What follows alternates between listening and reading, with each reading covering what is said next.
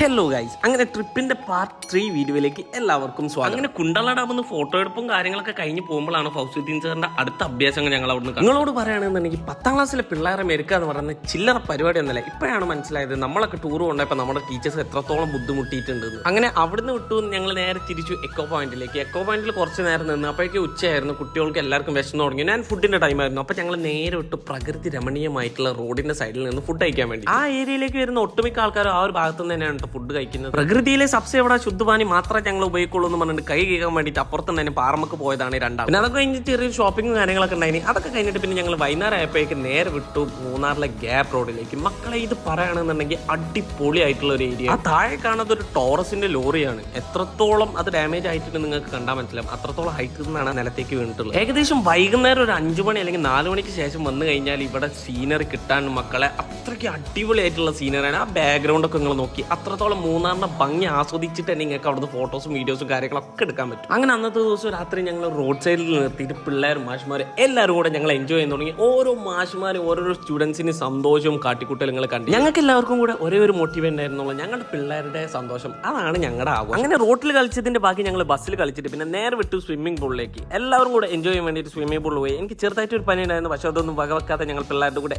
അങ്ങനെ പിന്നെ അതൊക്കെ കഴിഞ്ഞിട്ട് ഞങ്ങൾ നേരെ റിസോർട്ടിലേക്ക് ഇട്ടു. ഇനി ബാക്കി നാളെ